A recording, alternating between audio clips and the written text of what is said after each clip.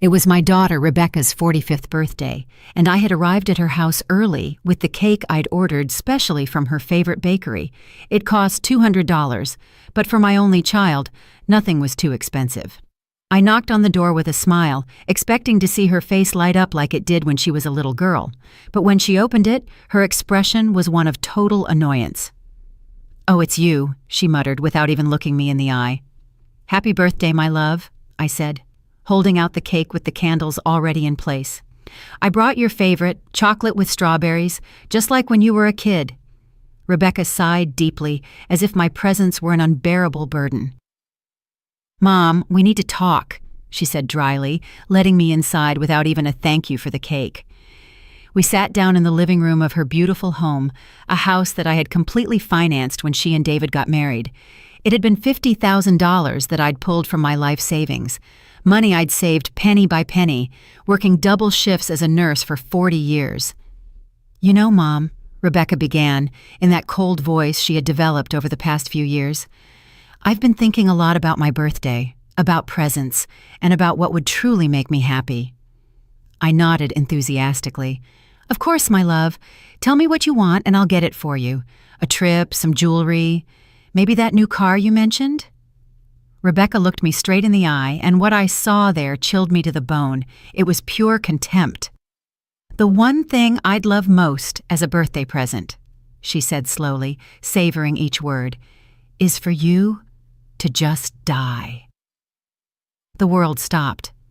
I literally felt as if someone had ripped my heart from my chest. Her words echoed in my ears like an endless loop. My daughter, my own daughter, had wished for my death as a birthday gift. "What? What did you just say?"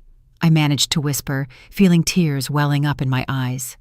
"You heard me," she continued, with a coldness that cut through me like knives. "I'm tired of you, Mom. Tired of your constant calls, your unexpected visits, of you always being here bothering me. My life would be so much easier and happier if you would just disappear." My hands were shaking uncontrollably. 72 years of living, 45 years of being her mother, and I never ever thought I would hear those words come out of her mouth. "Rebecca," I managed to say between sobs, "I'm your mother. I've given you everything. I've sacrificed everything for you." "Exactly," she interrupted, standing up from the sofa.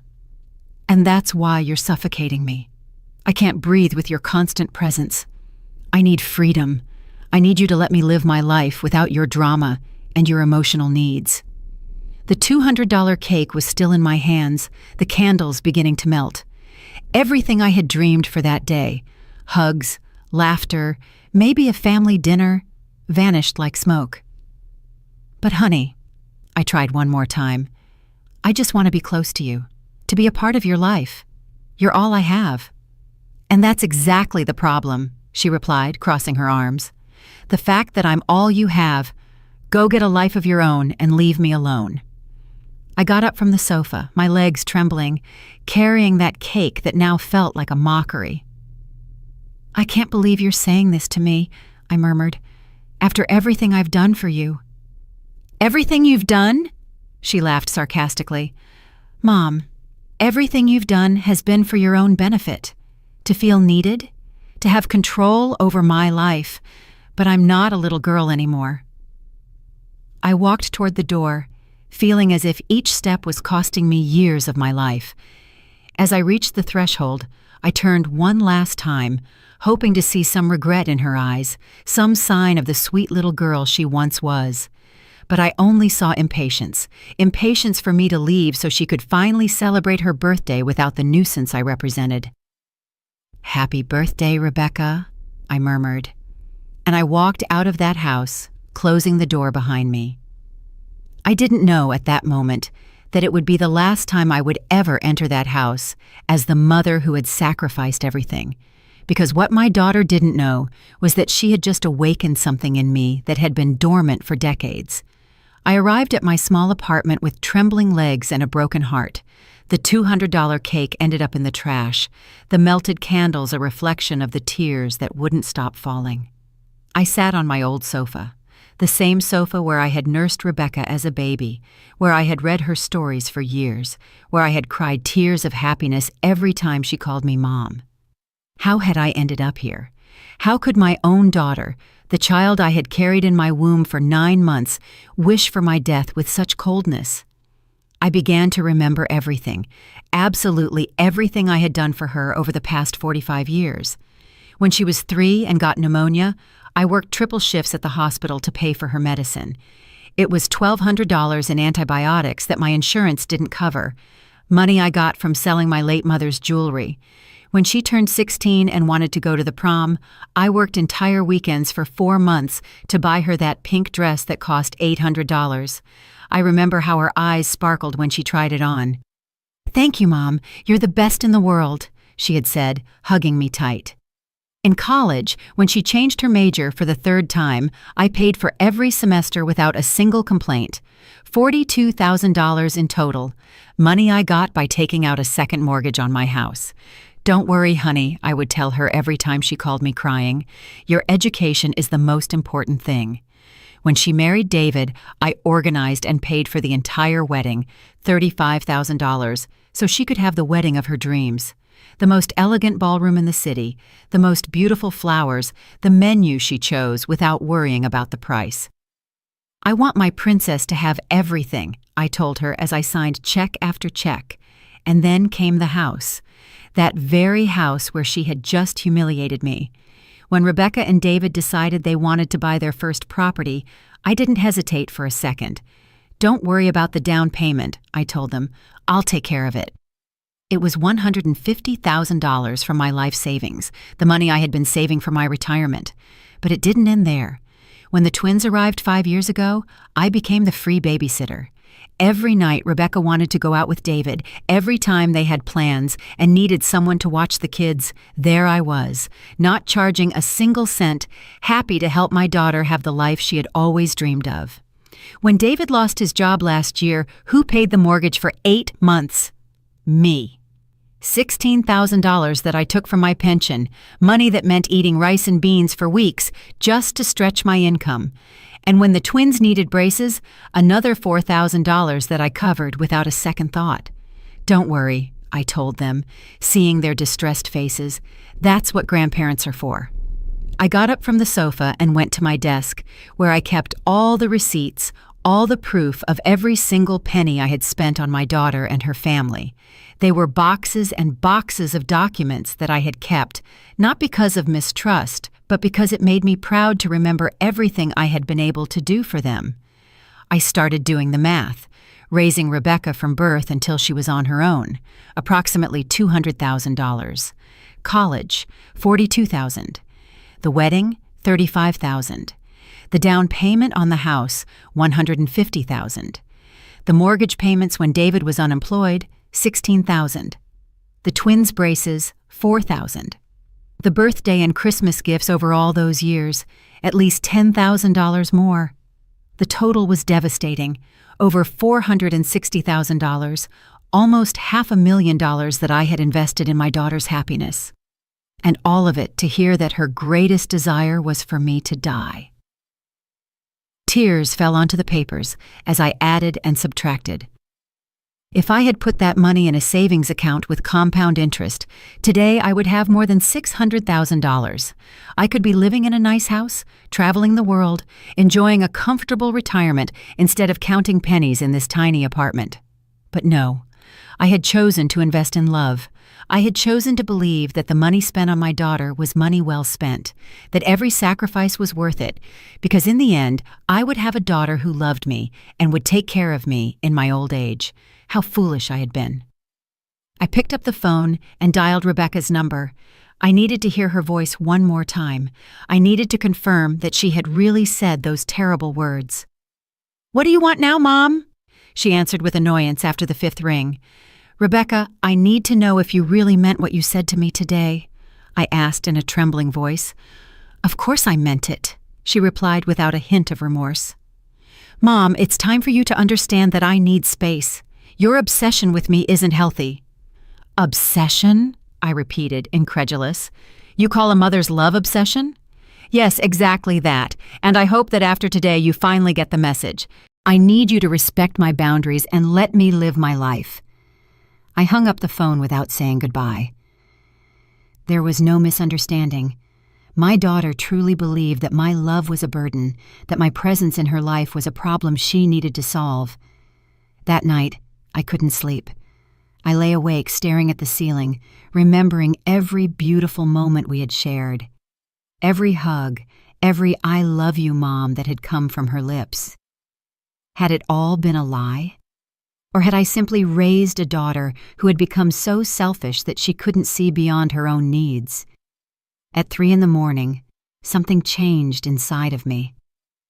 The sadness began to transform into something different, into anger, into indignation, into the clear understanding that I had been used, manipulated, and discarded like a used tissue. My daughter wanted me to die. Well, maybe it was time to give her exactly what she asked for. The next day, I woke up with a mental clarity I hadn't experienced in years. The sadness had given way to something more powerful: determination. If my daughter wanted me to disappear from her life, I would, but not in the way she expected.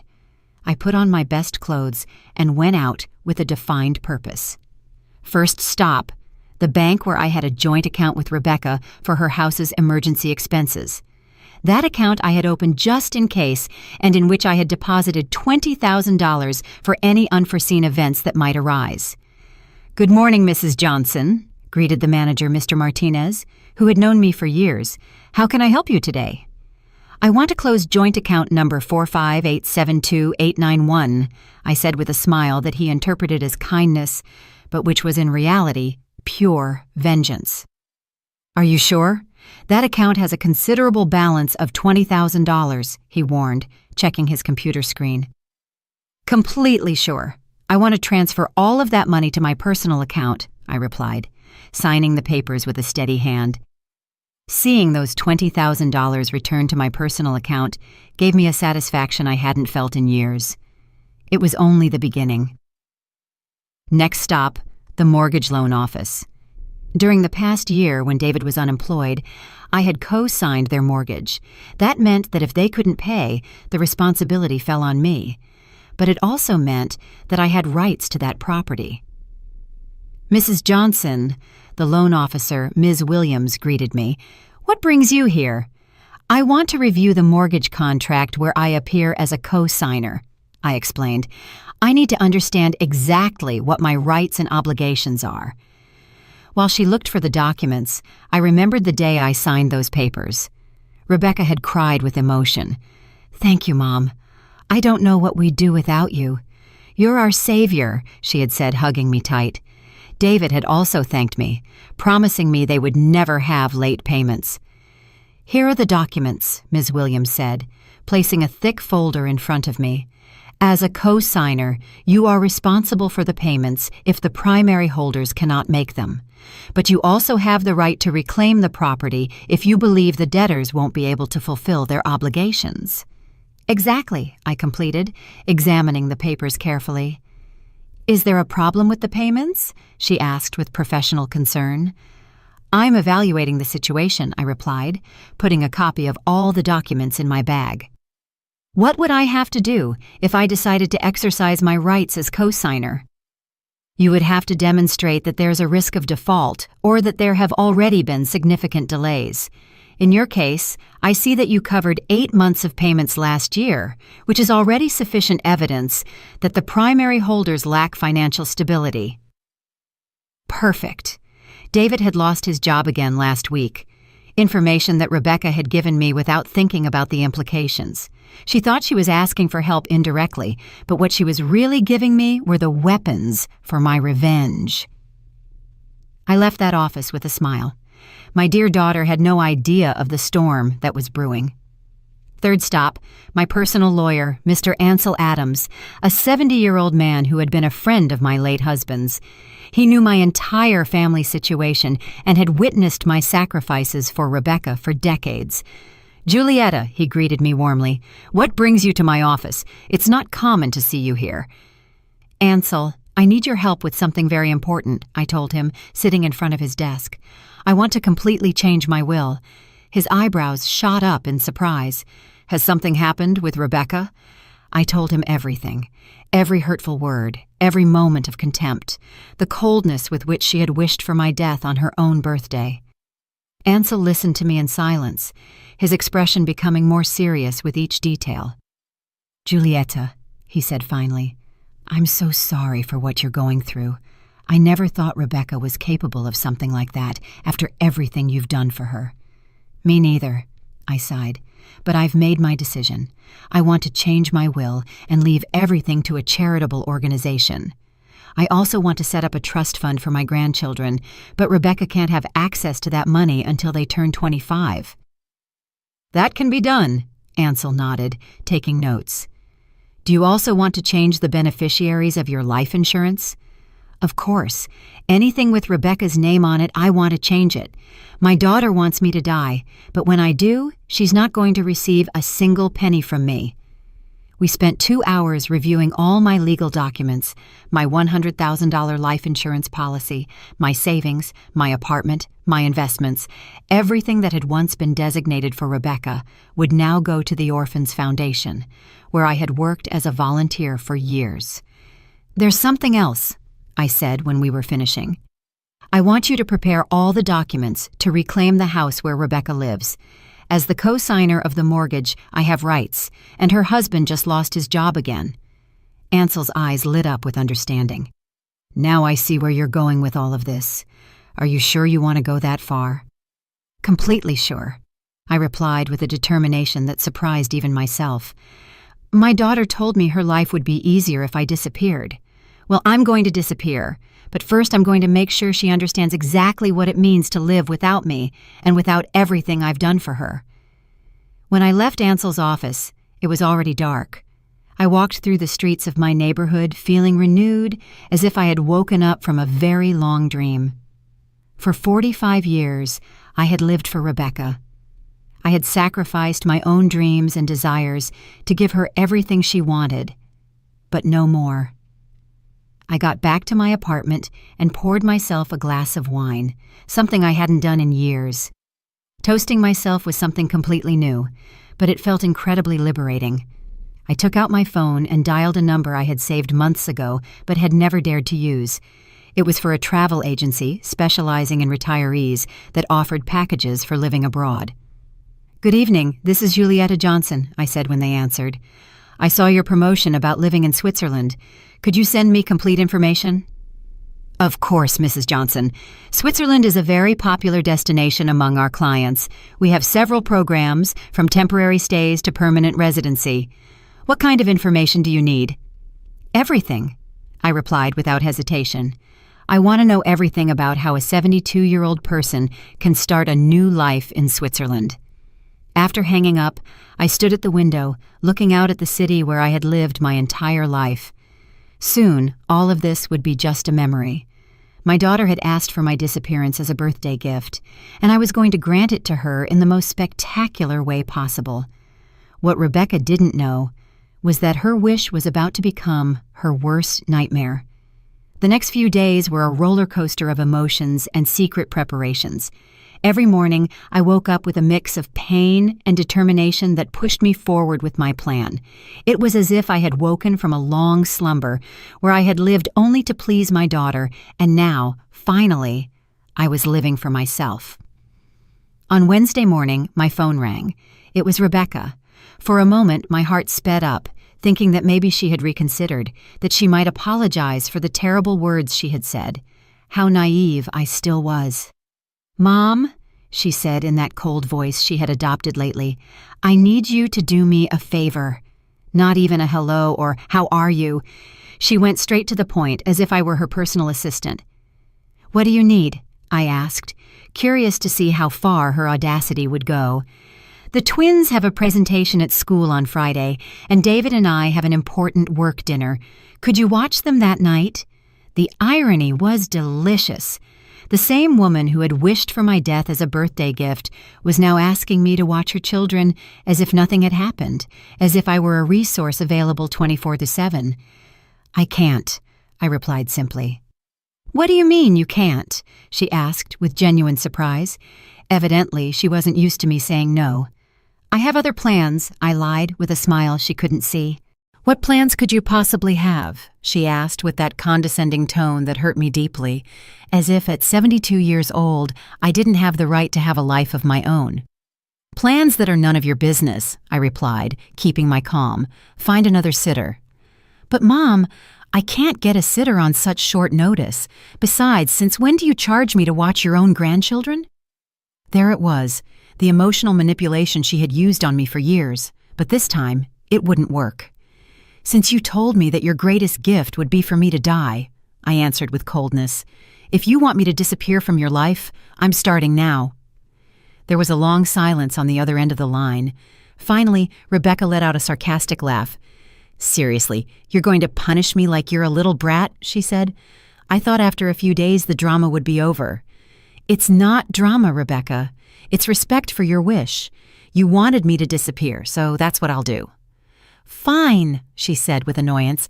If you want to be that childish, that's on you, but don't come crying later when you're lonely. She hung up without saying goodbye. Perfect. Every interaction confirmed that I was making the right decision. That afternoon, I went to the bank again, this time to do something I never thought I would, withdraw most of my savings in cash. It was $30,000 that I put in an envelope and stored in my personal safe, the money I would need for my new life in Switzerland. I also called the travel agency and confirmed my trip. A flight to Zurich for next Tuesday, with the option to extend my stay indefinitely. The initial cost was $5,000, money I paid without blinking an eye. It was the most expensive and most intelligent investment I had made in years. On Thursday morning, I received an unexpected visit. It was my neighbor, Elvira, a 68-year-old woman who lived in the apartment next door and with whom I had developed a friendship over the past 5 years. Giulietta, she said, sitting in my living room with a cup of coffee. You look different these days. Has something happened? Elvira had been a silent witness to all my sacrifices for Rebecca. She had seen me cancel plans with her to rush over whenever my daughter needed me. She had seen the bags of expensive food I would buy to take to Rebecca, while I ate canned soup to save money. I told her everything, every painful detail of what had happened on Rebecca's birthday, and also all the plans I had been making during the week. My God, Giulietta, Elvira murmured, her eyes filled with tears. I can't believe Rebecca would say something so cruel to you after everything you've done for her. The worst part is that she said it as if it were the most normal thing in the world, I explained, as if I were a nuisance in her life that needed to be eliminated. And you're really going to Switzerland? Yes, I replied firmly. I've already bought the ticket. I'm leaving on Tuesday. Elvira took my hands kindly. You know you have my full support, right? What Rebecca did to you is unforgivable. There's something else, I said, lowering my voice. I'm going to need your help with something very important. I explained my complete plan, how I wanted Rebecca to believe I had truly died, at least for a while. Elvira would be my accomplice, the person who would find my empty apartment and my farewell letter. It's brilliant, Elvira murmured with a mischievous smile. That ungrateful child is finally going to understand what it means to lose you. Will you help me? Of course I will. In fact, I think it's exactly what Rebecca needs to wake up. That night, I worked on the most important letter of my life, the letter that Rebecca would find on her table and that would change everything forever. I wrote and rewrote every word, making sure it conveyed exactly what I wanted to say. My dear Rebecca, the letter began, you asked me as a birthday gift to disappear from your life, and I have decided to grant your wish. When you read this letter, I will already be far from here, starting the life I should have lived years ago instead of sacrificing it all for you. I continued writing for hours, documenting every penny I had spent on her, every sacrifice I had made, every opportunity I had missed by always being available for her needs. But it wasn't a bitter letter. It was an educational letter. I wanted her to understand exactly what she had lost. Along with this letter, you will find all the legal documents I have signed this week, I continued writing. The change of will, the cancellation of your health insurance that I paid for, the notification that as the co-signer of your mortgage, I have decided to exercise my rights due to David's job instability, and the cancellation of all financial benefits you received from me. It was a 23-page letter that meticulously detailed everything that was going to change in her life now that I had disappeared, just as she wanted. Your life will be much easier without me, the letter ended, but it will also be much more expensive. I hope it's worth it. On Friday night, as I was packing my most important belongings into 2 suitcases, I received a call from Rebecca. I didn't answer. She called 3 more times, but I simply let the phone ring. I had nothing left to say to her. The next day, Saturday, David appeared at my door. He looked exhausted and desperate. "Julieta," he said in a pleading voice, "Rebecca told me what happened between you two. I know what she said was wrong, but please don't do this to our family." "Do what?" I asked, feigning innocence. "Stop helping us. Just withdrawing from our lives like this. The kids need you. We need you." How interesting. When Rebecca wanted to get rid of me, I was a nuisance. But when they realized everything I did for them, suddenly they needed me. "David," I said calmly, "your wife was very clear with me. My presence in her life is a burden she no longer wants to bear. I'm just respecting her wishes." "But Julieta, you know how Rebecca is when she gets mad. She didn't mean it." "Oh, she didn't?"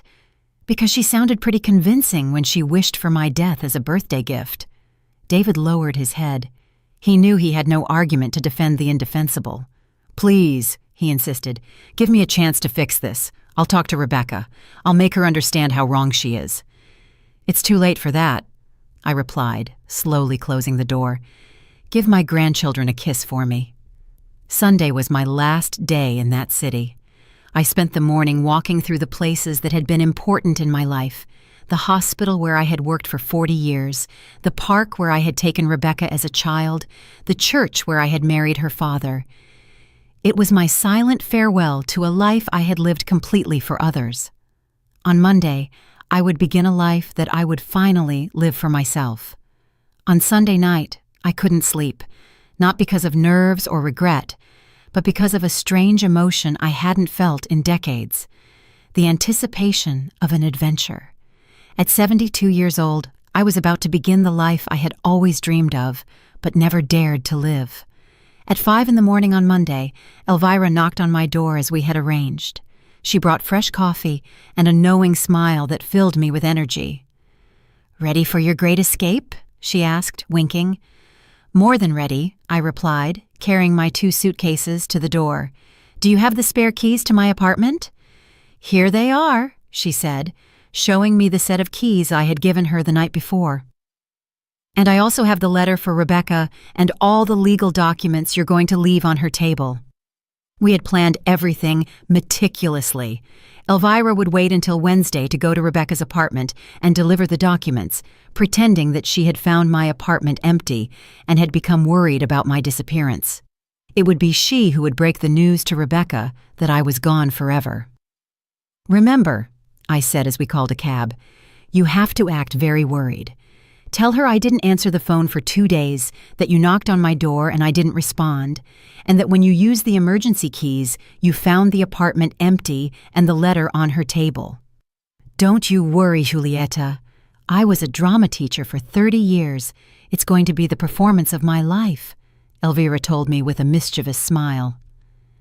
The cab arrived punctually at 6 a.m. As they loaded my suitcases, I took one last look at my apartment. I had lived there for 15 years, but strangely, I didn't feel nostalgic. It was as if I was finally freeing myself from a prison I had built myself. "To the airport?" the cab driver asked. "To the airport," I confirmed, and I felt as if those 2 words marked the beginning of my new existence. During the 40-minute ride, I thought about everything I was leaving behind. My volunteer work at the hospital, my daily routines, the constant worry about Rebecca and her problems. but I also thought about everything that awaited me. The freedom to make my own decisions, to spend my money on myself, to live without the constant weight of my daughter's emotional demands. At the airport, while I waited for my flight, I received 3 calls from Rebecca that I didn't answer. Then a text message came in. "Mom, you're being ridiculous. The kids are asking about you. Call me."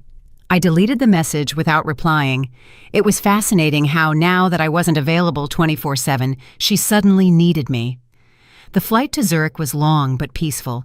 For the first time in years, no one knew where I was. No one could call me to ask for favors, money, or time. It was an intoxicating feeling of freedom I hadn't experienced since before I became a mother. During the 12-hour journey, I wrote in my journal everything that had happened in the last week. Every detail, every emotion, every decision that had led me to that moment. I wanted to remember exactly what it felt like to free myself from a toxic relationship, even when that relationship was with my own daughter. I arrived in Zurich on Tuesday night, local time. A representative from the travel agency was waiting for me at the airport with a sign that had my name on it. He was a young, kind man named Klaus who spoke perfect English. "Mrs. Johnson," he greeted me with a genuine smile. "Welcome to Switzerland. I hope you're ready for a new adventure." "More than ready," I replied, and for the first time in weeks, my smile was completely authentic. Klaus took me to a beautiful furnished apartment in the center of Zurich that he had rented for 1 month while I decided if I wanted to stay permanently. It was small but cozy, with windows that overlooked a lovely park and a partial view of the lake. "Here is all the information about the city," Klaus said, handing me a thick folder. "Places to eat, activities for people your age, German classes, social groups. I've also scheduled a meeting for you with a financial advisor for tomorrow afternoon to help you with the paperwork if you decide to stay permanently." That night, I slept better than I had in years. There was no phone that could ring, no one who needed anything from me, no responsibilities beyond taking care of myself. On Wednesday morning, I woke up early and went out to explore the city. I had breakfast at a charming cafe by the lake. I bought fresh flowers for my temporary apartment, and for the first time in decades, I spent money on something completely unnecessary, a beautiful silk scarf that cost $100. I bought it simply because I liked it, without worrying about the price or whether that money could be better invested in my daughter's needs.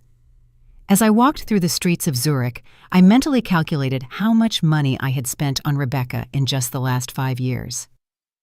Between the mortgage payments when David was unemployed, the twins' braces, the constant gifts, the gas to go watch the kids, the food I always brought when I visited, it had been at least $50,000.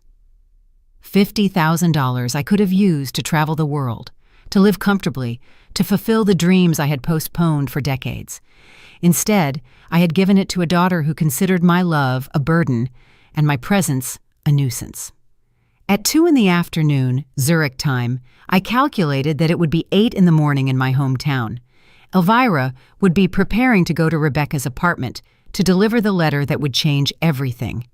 I sat on a bench by the lake and waited. I knew that in a few hours my phone would start ringing desperately. Rebecca would finally understand what it meant to truly lose me. At 5 p.m, my phone started to vibrate. It was Rebecca. I let it ring until it stopped. Immediately, it rang again. Again, Rebecca. This time, I answered. "Mom!" she screamed, her voice cracking. "Where are you?" "Elvira came to the house with a letter from you. She said you've disappeared. What's going on?" "Hello, Rebecca," I replied calmly, enjoying the Swiss lake as I spoke. "Did you read the letter yet?" "Yes, I read it. Are you crazy? How could you do this to us? Where are you?" "I'm exactly where I need to be," I replied. "Far away from you, just as you wanted." "But I didn't want this. I didn't want you to actually leave. I was just angry. I didn't mean it." There it was. Rebecca's typical tactic, minimizing the harm she had caused, making me feel guilty for reacting to her cruelty. "You didn't mean it when you told me that your greatest birthday wish was for me to die?" I asked her, "because you sounded pretty convincing." "It was just, I was just frustrated. David lost his job again. The kids are giving me problems at school. I'm so stressed. I shouldn't have taken it out on you. You're right. You shouldn't have. But it's done, and words can't be taken back. But Mom, please, come back. We need you. I need you. How interesting. Now she needed me. Now that she had read the letter about all the financial benefits she had lost. Now that she knew she could lose her house. Now that she understood she would have to pay for her own health insurance and find a sitter for the twins. Do you need me, or do you need my money? I asked her directly. There was a long silence on the other end of the line. I need you, she finally murmured, but her voice didn't sound convincing. Rebecca, for 45 years, I lived for you. I sacrificed my dreams, my money, my time, my opportunities. And when I finally needed to feel that you loved me and valued me, you told me you'd rather I was dead. Those words broke my heart in a way I will never be able to fix. I'm sorry, Mom. I'm so sorry. Sorry is not enough, Rebecca. The damage is done. And you know what? Maybe it was the best thing you could have said to me, because it finally opened my eyes and made me understand that I've been living my life all wrong. What do you mean? I mean that for the first time in decades, I am living for me, and it feels wonderful. Where are you, Mom? Please tell me, Rebecca begged, her voice choked with tears. The kids are asking about their grandma. They don't understand why you haven't come to see them. It was fascinating how now that I wasn't available, the grandchildren suddenly missed me. For all those years, when I canceled my plans to watch them, when I bought them expensive gifts, when I took them to the park while Rebecca went shopping, it was just what was expected of me. But now that I was gone, my absence was felt. The kids will be fine, I replied, looking at the Swiss mountains in the distance. They're resilient. What they will learn is that actions have consequences and that hurtful words can destroy relationships forever. But Mom, please, you can't just disappear like this. What if something happens to you? What if you get sick? How will we know? Now she was worried about my well-being. How convenient.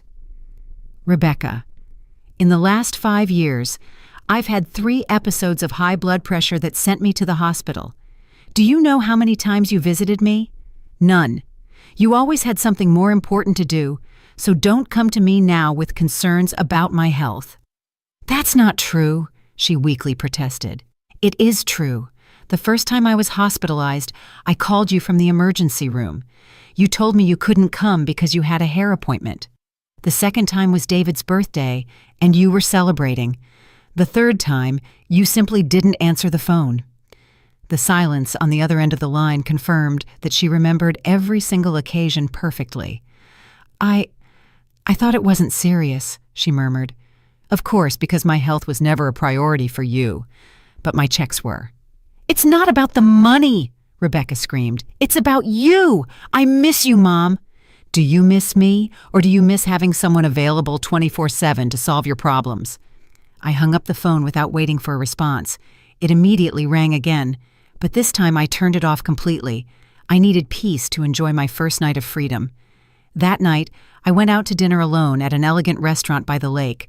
I ordered the most expensive dish on the menu, salmon with caviar that cost $80, and I drank an entire bottle of French wine.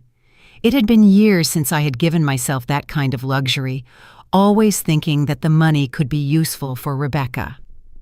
The next day, Thursday, I turned on my phone and found 47 missed calls and 23 text messages, all from Rebecca and David. The messages evolved from pleas to threats. Please, Mom, answer, the first one said. We're so worried, the fifth one said. If you don't answer, we're going to call the police, the 10th one threatened. We already called the police. They said there's nothing they can do because you left a letter explaining your departure, the 15th one admitted. The bank called us. You canceled the joint account. How are we going to pay for emergencies, the 20th one said. It was beautiful to see how the concern for my well-being quickly turned into panic over the financial implications of my absence. I decided to answer just one message. I'm fine. I'm exactly where I need to be. Don't look for me. The response came in less than 5 minutes. "You don't understand what you're doing. You're going to ruin us. The mortgage lawyer called us. He says you can take our house." There it was. The truth. She wasn't worried that I might be suffering or in danger. She was worried because she had finally understood the financial implications of losing me. I replied, "Now you understand what it's worth to have me in your life. Too bad you realized it too late." That afternoon, I had my meeting with the Swiss financial advisor. He was an older, very professional man named Herr Meyer, who helped me understand all my options for permanent residency in Switzerland. "With your current savings and your American pension," he explained, "you can live comfortably here for the rest of your life. Switzerland has excellent medical care programs for retired foreigners, and the quality of life is exceptional." For the first time in years, I spoke openly about my finances without worrying about saving money for Rebecca's emergencies. It was liberating to calculate my expenses based solely on my own needs and desires. "You can also invest part of your savings in the Swiss economy," Herr Meyer continued. "The returns are stable and secure. In 5 years, you could double your assets if you invest wisely." Double my assets. How many times had I had that opportunity, but I had preferred to spend the money on my daughter's whims. "Is there anything else I should tell you?" the advisor added. "We have many clients in situations similar to yours. Older people who have come to Switzerland looking for a new start after complicated family relationships. You are not alone in this experience." That information comforted me deeply. I wasn't the only mother who had been manipulated and discarded by ungrateful children. There was a whole community of people who had chosen their own happiness over the toxic demands of their families. On Friday morning, I joined a hiking group for older people. There were 8 women and 4 men, all between 60 and 75 years old, all looking for adventure and new experiences. During the bus ride, I struck up a conversation with a woman named Ingrid, a 71-year-old German who had arrived in Switzerland 2 years earlier. "What brought you here?" she asked me as we admired the landscape from the window. "A daughter who told me that her greatest birthday wish was for me to die," I answered without filters. I no longer had the energy to sugarcoat the reality. Ingrid looked at me with wide eyes. "Seriously?" "Completely seriously. After financing her house, practically raising her children, and sacrificing my retirement for her needs, she told me that my presence in her life was an unbearable burden."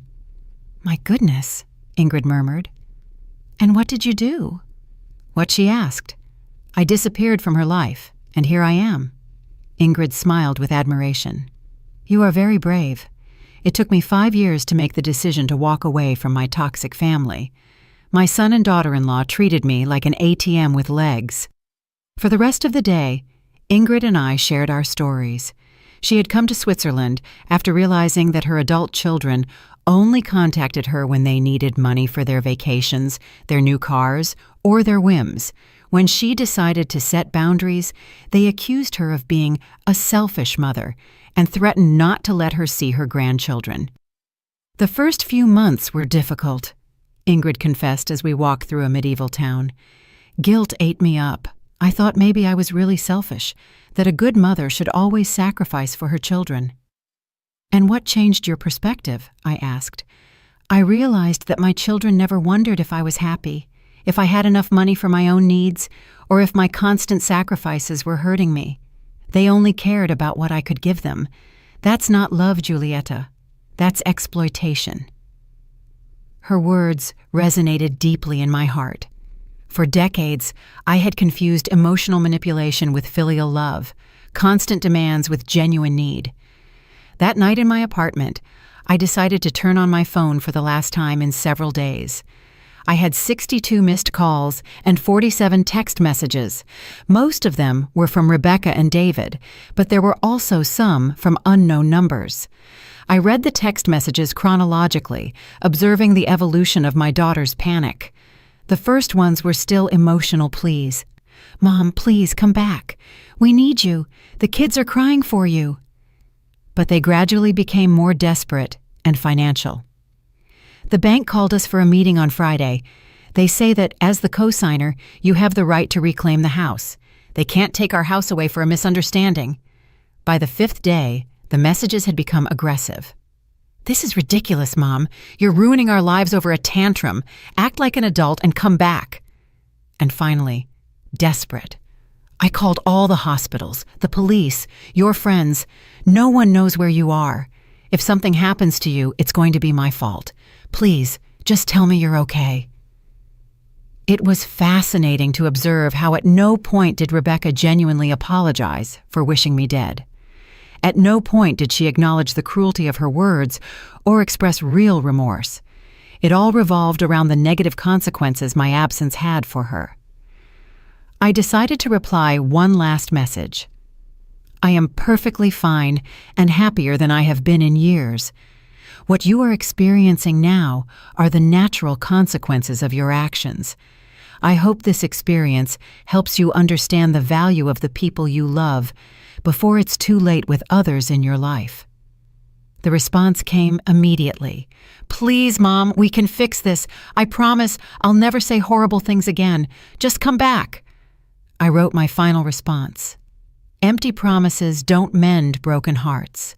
Rebecca, the words you said to me revealed what you really think of me. You can't take that truth back with desperate promises. After sending that message, I blocked her number and all the numbers associated with David. I also blocked the unknown numbers that had been calling me. It was time to close that chapter for good. On Monday morning, I met again with Herr Meyer to sign the papers that would allow me to reside permanently in Switzerland. I also made arrangements to permanently transfer my American pension and begin the process of selling my apartment in my hometown. Are you sure you want to make this permanent? Herr Meyer asked me. It's a very big decision. I have never been more sure of anything in my life, I replied, signing each document with a firm hand. For the first time in decades, I am making decisions based on my own happiness, not on the demands of others. That afternoon, I received a call from Elvira, my dear neighbor and accomplice. Her voice sounded excited. Julieta, you have to hear this, she said. Rebecca came to my apartment yesterday, crying hysterically. She begged me to tell you to come back, that it had been a terrible misunderstanding. And what did you tell her? I asked. I told her the truth, that what she had said to you was unforgivable, and that if I were you, I would have disappeared forever too. You should have seen her face when she realized that even her neighbors knew how cruel she had been to you. Did she mention anything about the financial problems? I asked with curiosity. Oh yes, she told me that without your help they can't pay the mortgage, that the bank is pressuring them, that David can't find a stable job, and that the kids need things for school that they can't afford. Basically, she realized everything you did for them when she lost it. It was exactly what I had expected. She didn't miss me as a person. She missed my function as a financial provider and problem solver. Elvira, I told her, when someone asks about me, especially Rebecca, I want you to tell them that I'm dead to them, because in a sense it's true. The Julieta who constantly sacrificed herself for an ungrateful daughter really died on her birthday. I understand perfectly, Elvira replied. And you know what? I think it's the best death you could have chosen. 3 weeks after my arrival in Switzerland, my new life had taken shape in ways I never imagined. I had enrolled in German classes 3 times a week. I had started a watercolor painting course on Tuesdays and Thursdays and had joined a book club for expats that met on Sundays.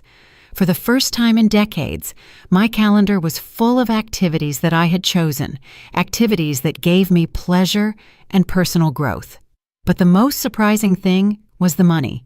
Without Rebecca's constant financial demands, my savings not only remained stable, but they were growing. The investments I had made with Herr Meyer were already showing positive returns, and for the first time, I could calculate my financial future based solely on my own needs.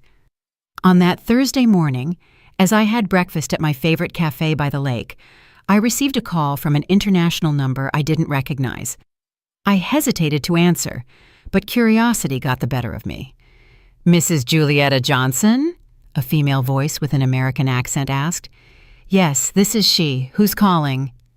My name is Sarah Williams. I'm a social worker in the Family Services Department in your hometown. I'm calling because we've received a complaint about your well-being." My blood ran cold. A complaint. What kind? "Your daughter, Rebecca Johnson, filed a complaint alleging that you may be suffering from dementia or cognitive decline, and that you've made financial and life decisions that put you at risk. According to her, you disappeared suddenly and are living in precarious conditions abroad." I couldn't believe what I was hearing. Rebecca had gone to the extreme of involving social services, inventing a mental illness to invalidate my decisions and force my return. "Ms. Williams," I replied in a firm voice, "I do not suffer from dementia or cognitive decline. I am living in Switzerland by my own choice, in a comfortable apartment with excellent medical care and in perfect mental health. My daughter's allegations are completely false." "I understand your position, Mrs. Johnson, but we need to verify your well-being. Would it be possible to coordinate a medical and psychological evaluation through the American consulate in Switzerland?" "Of course," I replied without hesitation. "I am willing to undergo any evaluation that demonstrates I am in perfect mental health and that my decisions have been made with complete lucidity." After coordinating the details for the evaluation, I hung up the phone, feeling a mix of rage and disbelief. Rebecca had crossed a line of no return. Not only had she wished me dead, but now she was trying to destroy my mental credibility to regain control over my money and my life. I immediately called my lawyer, Ansel, back in my hometown. "Julieta," he greeted me with concern. "I'm glad to hear your voice. I've had a very interesting week with your daughter." "I bet you have. I just spoke with social services. Rebecca is accusing me of having dementia." "That's not all," Ansel sighed. "She also hired another lawyer to try to challenge all the legal changes you made before you left. She's alleging that you weren't in your right mind when you signed them." "Can she do that?" "She can try, but she doesn't have solid legal grounds. I have recordings of all our conversations where you clearly demonstrate total lucidity. Furthermore, the fact that you meticulously planned your departure and are living independently in Switzerland contradicts any allegations of cognitive decline. What else is she doing?" "She has tried to access your bank accounts, alleging concern for your well-being. She also wanted to stop the process of reclaiming the house, but since everything is legally backed, and she herself signed the documents where she acknowledges that David lost his job again, she has no valid arguments." It was incredible how far Rebecca was willing to go to get back the financial benefits she had lost. "Ansel, I want you to prepare a defamation lawsuit against my daughter. Her false allegations about my mental state could affect my reputation and my legal rights." "It would be my pleasure," Ansel replied with satisfaction. "After seeing how she has treated you, I think it's time for her to face the legal consequences of her actions." 2 days later, I showed up at the American consulate in Zurich for the medical and psychological evaluations. The American doctor who examined me was an older, experienced man who immediately understood the situation. "Mrs. Johnson," he told me after an exhaustive 3-hour evaluation, "not only are you in perfect mental health, but the decisions you have made demonstrate admirable lucidity and courage. Your daughter is clearly trying to manipulate the legal system to recover financial benefits. That will be officially documented." "Absolutely. I'll send a detailed report to social services explaining that her allegations are unfounded and that you are living an independent and healthy life in Switzerland." That same afternoon, I received a call from the social worker. "Mrs. Johnson, we have received the medical report from the consulate. It is clear that your daughter's allegations are baseless. We are going to close the case and notify Rebecca that her complaints were unfounded." "Thank you," I replied. "Will this be in some kind of record?" "Yes, it will be documented that she filed a false complaint about a family member's well-being, which could have legal implications if it is repeated." Perfect. Rebecca had not only failed in her attempt to invalidate my decisions, but now she had an official record of filing false complaints. That night, I decided to do something I had been putting off. Write an open letter detailing my entire experience, not for Rebecca, but for other mothers who might be living in similar situations of manipulation and emotional abuse from adult children. I wrote for 4 hours, documenting every sacrifice I had made, every manipulation I had suffered, and every step I had taken to reclaim my dignity and my life.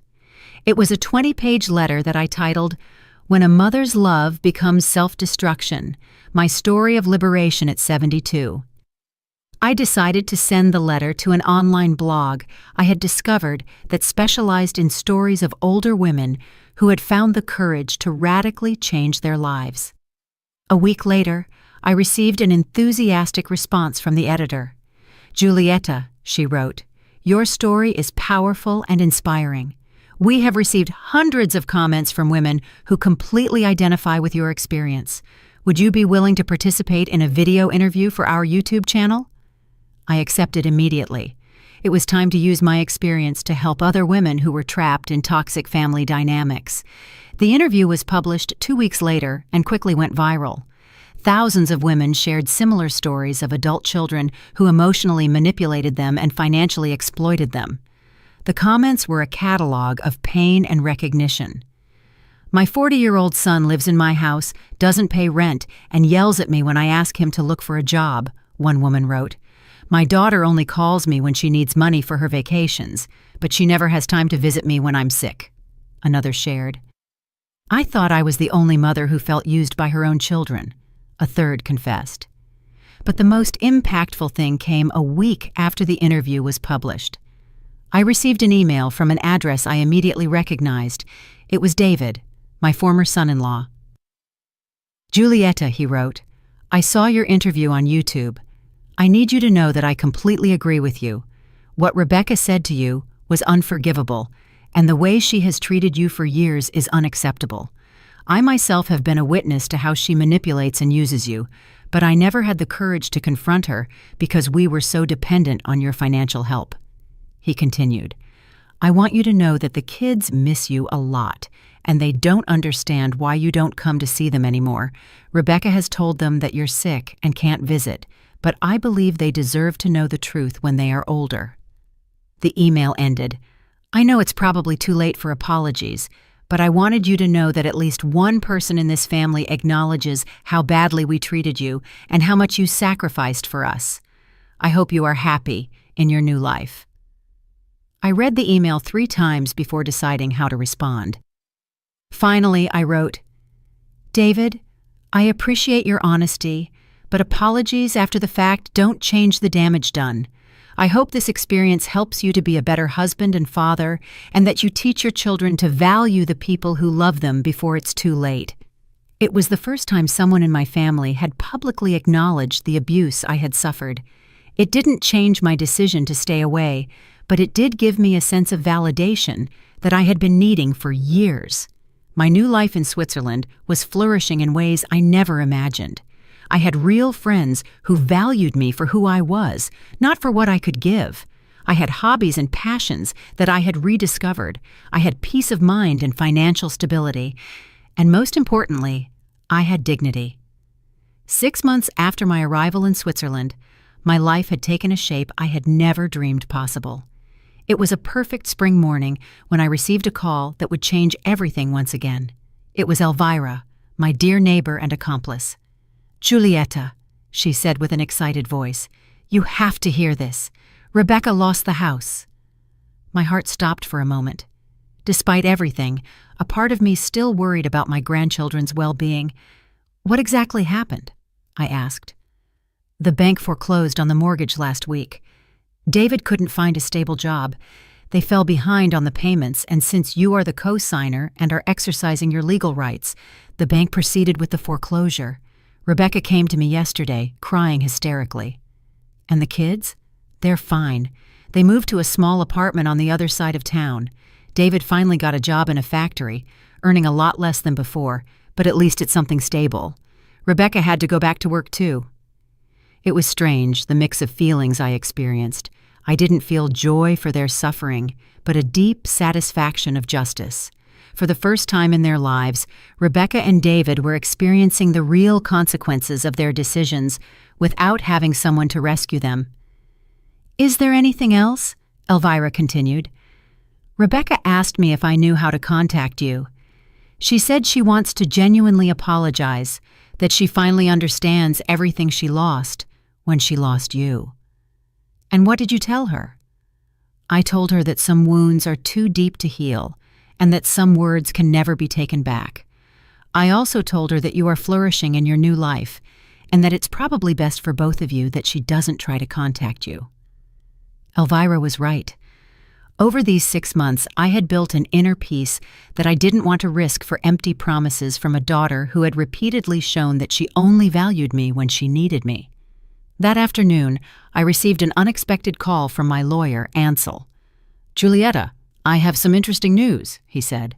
"Rebecca's house has finally been sold by the bank, and since you were the co-signer, you have the right to recover your initial investment of $150,000 plus the accumulated interest."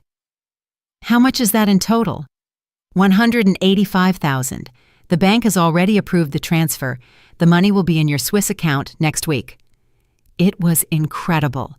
Not only had I recovered my original investment, but I had gained an additional $5,000, money that would have been lost forever if I had continued to be the ever-sacrificing mother. "There's also something else," Ansel continued. "Your apartment in your hometown has finally sold. After commissions and expenses, the net amount is $95,000. In total, I was receiving almost $300,000 in assets that I had given up for lost. With my existing savings and the investments I had made in Switzerland, my total net worth now exceeded $500,000. At 72 years old, I was richer than I had ever been in my life. That night, I celebrated at my favorite restaurant by the lake. I ordered French champagne and toasted the brave woman who had the courage to start over when everything seemed lost. As I dined, I thought about the entire journey. I had started this journey as a broken and humiliated mother, devastated by the cruel words of an ungrateful daughter. But now I was an independent woman, financially stable, surrounded by genuine friends, and living the life I had always dreamed of. The next day, I decided to do something I had been considering for weeks, write a full book about my experience, not just my story, but a practical guide for older women who were trapped in toxic family relationships. I contacted a Swiss publisher that specialized in self-help and personal growth books. The editor, a woman named Brigitte, was immediately interested. "Julietta," she told me during our meeting, "your story touches on a topic that affects millions of women but is rarely talked about openly. Emotional abuse by adult children is an epidemic problem that needs to be exposed." I spent the next 3 months writing, "When Love Hurts, Freeing Yourself from Family Emotional Abuse After 70. The book documented not only my personal experience, but also practical strategies for recognizing manipulation, setting healthy boundaries, and finding the courage to prioritize one's own well-being. The book was published 8 months later and became a bestseller in several European countries. The letters I received from readers were incredible. Women from all over the world wrote to me, telling me how my story had given them the courage to make radical changes in their own lives. "I read your book and finally understood that I am not a bad mother for refusing to continue to finance my 35-year-old son's irresponsibility," wrote Maria from Spain. "Your story helped me understand that true love does not require self-destruction," Carmen from Mexico wrote to me. "After reading your book, I sold my big house and moved to a small apartment I can afford without depending on my children's help. For the first time in years, I sleep in peace," Rosa from Argentina shared. But the letter that moved me the most came 1 year after the book's publication. It was from a young mother named Andrea. "Mrs. Johnson," she wrote, "I'm 30 years old and have a 65-year-old mother who has sacrificed her whole life for me and my siblings. After reading your book, I realized that we are treating her exactly like Rebecca treated you. Your story opened my eyes and made me understand that I was repeating a toxic pattern that could destroy my relationship with my mother forever." Yesterday, I called my mom and apologized for all the years of taking her for granted. I also told her that I want to help her fulfill her own dreams instead of expecting her to always be available for mine. Thank you for helping me understand this before it was too late." That letter made me cry with joy. My pain had served to prevent other families from going through the same destruction. 2 years after my arrival in Switzerland, I received a physical letter in my mailbox. The handwriting on the envelope was familiar, but I couldn't place it immediately. When I opened it, my heart stopped. It was from my grandchildren, now 12 years old. "Dear Grandma Giulietta," they wrote in childlike handwriting. "Dad told us the truth about why you left. He told us that Mom said some very ugly things to you, and that's why you decided to start a new life away from us. We want you to know that we miss you a lot, and that we understand why you left. We also want you to know that we are proud of you for being so brave. When we are older, we would like to visit you in Switzerland if you want us to. We love you, Grandma." The letter was signed by both twins. It included drawings they had made of me living happily in the Swiss mountains. I cried for an hour after reading that letter. Not out of sadness, but from the understanding that my decision to preserve my dignity had been the right one, even if it meant moving away from people I loved. I decided to write them back. "My dearest grandchildren," I wrote, "your words are the most beautiful gift I have received in years. I love you deeply and always will, no matter the distance. When you are older and can make your own decisions, the doors to my heart and my home will always be open for you. Until then, I want you to know that your grandma is living a full and happy life, surrounded by beauty and peace. Keep this love you feel for me, but also learn from this experience. Words have the power to build or destroy, and relationships are based on mutual respect, not on unilateral sacrifice. I love you with all my heart." Today, 3 years after that terrible birthday that changed my life forever, I am sitting on my balcony in Zurich, looking at the mountains as I write the last lines of my story. I am 75 years old, with assets of more than $600,000, a bestseller book, dear friends from all over the world, and an inner peace I never thought I would experience again. Rebecca asked me as a birthday gift to disappear from her life. I granted her that wish in the most spectacular way possible.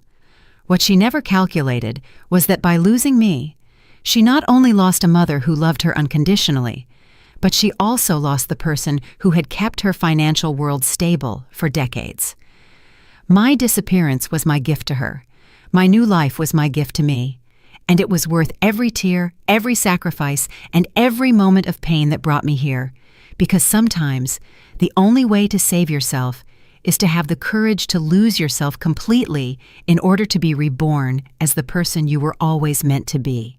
Did you like my story? And which city are you listening from? Let's meet in the comments. If you liked the story, you can support me by sending a super thanks so I can keep bringing more stories like this. Thank you so much for your sweet support. I'm looking forward to your comments on the story. On the screen, you can see 2 new life stories that I highly recommend. There's so much more on my channel. Don't forget to subscribe. See you in the next life story with love and respect.